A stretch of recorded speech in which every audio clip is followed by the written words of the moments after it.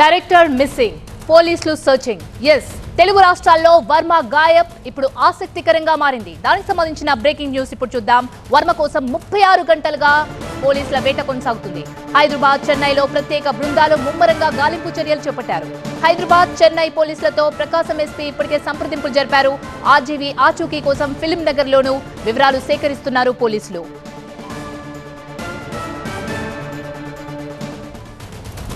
కాంట్రవర్సీకి care of Ram Gopal Varma AP పోలీసులకు చుక్కలు చూపిస్తున్నారు. చిక్కడు దొరకడు అన్న టైప్ లో అసలు ఎక్కడ ఉన్నారో తెలియకుండా కాకిలా కళ్ళు కప్పి తప్పించుకు తిరుగుతున్నారు. అసలు ఇంతకీ ఆర్జీవీ ఎక్కడున్నట్లు? తెలుగు స్టేట్స్ లోనే ఉన్నారా? పోలీసుల వ్యూహం ఏంటి? ఆర్జీవీ ముందస్తు బెయిల్ పై హైకోర్టు తీర్పేంటి?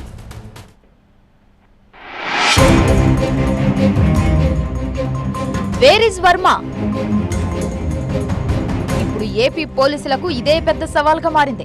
నిన్న ఒంగోలు పోలీసుల ఎదుట విచారణకు హాజరు కావాల్సిన వర్మ రావట్లేదని తెలుసుకున్న పోలీసులు ముందుగానే హైదరాబాద్ లోని ఆయన నివాసానికి వెళ్తే వారికి చుక్కెదురైంది. అక్కడ వర్మ లేరు. మరి ఎక్కడికి వెళ్లారంటే వర్మ టీం దగ్గర సమాధానం లేదు. దీంతో వర్మ కోసం ఇటు తెలుగు రాష్ట్రాలతో పాటు తమిళనాడులోనూ ముమ్మరంగా గాలిస్తున్నారు.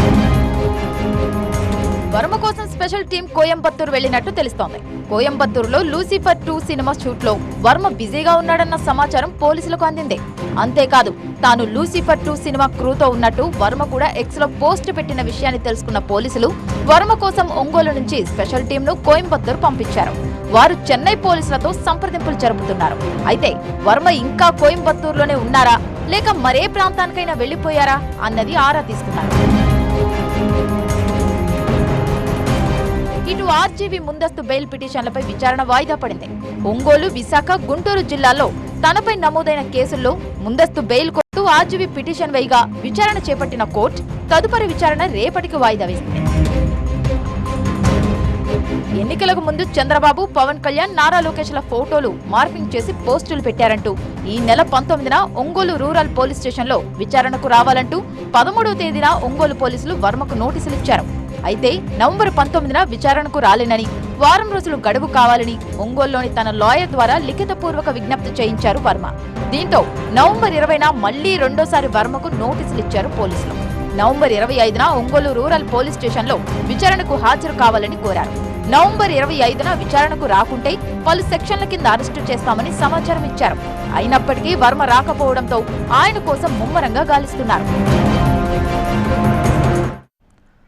ఒంగోలు నుంచి లేటెస్ట్ సమాచారాన్ని మా ప్రతినిధి ఫైరోజ్ అందిస్తారు. Firoz, where is Varma, why this Varma అంటూ పోలీసులు ప్రశ్నిస్తున్నారు. పోలీసులకు చిక్కకుండా సినిమా చూపిస్తున్నాడా వర్మ?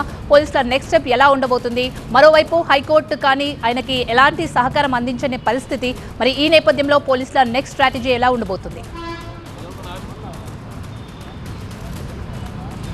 విచారణకు సహకరిస్తానని చెప్పి పోలీసులకు చెప్పి వారం రోజులు గడువు తీసుకున్న వర్మ ఆ తర్వాత నిన్న 25వ తారీఖున ఆయన విచారణకు రావాల్సి ఉన్నా కానీ ఆయన హాజరు కాలేదు. మరోవైపు తాను వర్చువల్గా మీటింగ్ అంటే ఈ విచారణకు హాజరవుతారని చెప్పి ఆయన ఒక ఆప్షన్ పెట్టారు. అయితే ఆ ఆప్షన్కి పోలీసులు అంగీకరించలేదు. ఈ 2 సార్లు ఈయన విచారణకు డుమ్మా కొట్టారు. కాబట్టి బిఎన్ఎస్ఎస్ చట్టం 35 ప్రకారం అతన్ని అరెస్ట్ చేయడానికి పోలీసులు నిన్న ఉదయం హైదరాబాద్కి చేరుకున్నారు. అయితే అక్కడ ఆయన హైదరాబాద్లో వర్మ ఇంట్లో ఆయన లేకపోవడంతో ఆయన ఫామ్ హౌస్లు కానీ అలాగే ఫిలిం నగర్ ప్రాంతాల్లో కూడా ఆయన ఉన్నట్టు సమాచారం అందించడంతో అక్కడ కూడా వాళ్ళు నిఘా పెట్టి గాలింపు చర్యలు చేపట్టారు. అయితే అక్కడ కూడా ఆయన ఆచూకీ లభించలేదు. మరోవైపున ఆయన ఈ నెల 23వ తేదీన లూసిఫర్ 2 సినిమాకి సంబంధించిన క్రూకు సంబంధించినటువంటి కొన్ని ఫోటోలు వాళ్ళతో దిగి ఇవి వండర్ఫుల్ ఆ టీం అని చెప్పి ఆయన కామెంట్లు చేస్తూ ఆయన 23న పోస్టింగ్ పెట్టడంతో వర్మ ఏమన్నా కోయంబత్తూరులో ఉన్నారని చెప్పి ఆయన విచారించేందుకు ఇక్కడి నుంచి ఒక టీం బయలుదేరి అక్కడికి వెళ్ళింది. అక్కడ చెన్నై పోలీసుల సహకారంతో వాళ్ళు ఈ లూసిఫర్ 2 షెడ్యూల్లో ఆయన వర్మ పాల్గొంటున్నారా లేదా ఆ షెడ్యూల్ ఈ నెల ఆఖరి దాకా ఏమన్నా అక్కడ ఉందా, ఉంటే ఆయన పాల్గొనే అవకాశాలు ఉన్నాయి, ఉంటే అక్కడే అరెస్ట్ చేయాలనే ఉద్దేశం మీద ఇక్కడి నుంచి పోలీసులు వెళ్లారు.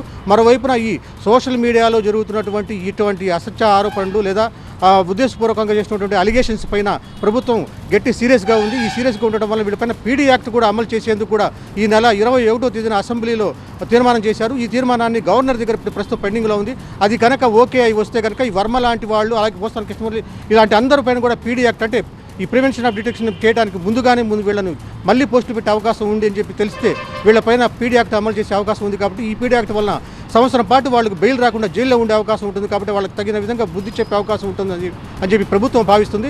ఈ నేపథ్యంలోనే ఇక్కడ ఈ పీడీ యాక్ట్ అమలు చేసే ఉద్దేశాన్ని కూడా ఇటు ప్రభుత్వం పరిశీలిస్తుంటే, మరోవైపున ప్రకాశం జిల్లా ఎస్పీ దామోదర్ కూడా వర్మ రాకపోవడాన్ని సీరియస్గా పరిగణించారు. అతను ఎక్కడ కనిపిస్తే అక్కడ అరెస్ట్ చేయాలని చెప్పి కూడా ఇప్పటికే ఆదేశాలు ఇచ్చారు. మరోవైపున వర్మ ఫోన్ స్విచ్ ఆఫ్ ఉంది 36 గంటలుగా. వర్మ ఎక్కడున్నాడు, ఏం చేస్తున్నాడు, షూటింగ్లో బిజీగా ఉంటే మాట్లాడవచ్చు కదా, ఫోన్ ఎత్తవచ్చు కదా అనేది వీళ్ళ ఈ అంటే ఇంటెన్షన్గా కనపడుతుంది. వచ్చి కనీసం సమాచారం ఇవ్వాలి కదా అంటారు. కనీసం వర్చువల్గా ఆయన పాల్గొంటానని చెప్తున్నా కానీ అది మేము అంగీకరించాలి కదా అనేది మరో వాదనగా ఉంది. మరోవైపున వర్మ లాయర్లు కూడా మాకు ఒక నోటీస్ ఇచ్చారు కానీ దానికి సంబంధించిన రిలేటెడ్ డాక్యుమెంట్స్ ఇవ్వలేదు, మేము బెయిల్ పిటిషన్ కూడా వేసుకోవడానికి లేదా మేము సమాధానం రిప్లై ఇవ్వడానికి కానీ మాకు అవకాశం లేకుండా పోతుందని చెప్తున్న నేపథ్యంలో రేపు వర్మ పిటిషన్ అంటే బెయిల్ కోసం వర్మ హైకోర్టులో వేసిన పిటిషన్ రేపు విచారణకు రానుంది. ఒకవేళ వర్మకు బెయిల్ వస్తుందా రాదా అన్న దానిపైన కూడా ఉత్కంఠ నెలకొని ఉంది.